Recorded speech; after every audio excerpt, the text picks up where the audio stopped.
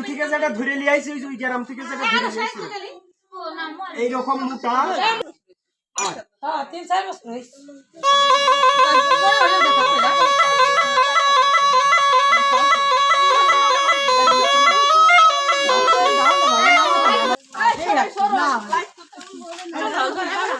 বাস্তব প্রমাণ দেখেন কিভাবে সাপটা আমি ধরে নিয়ে আসি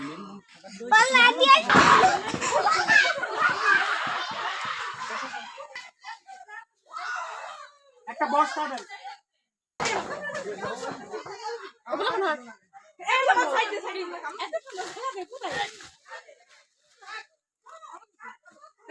এই ঢোক না গিনি আর কিছু না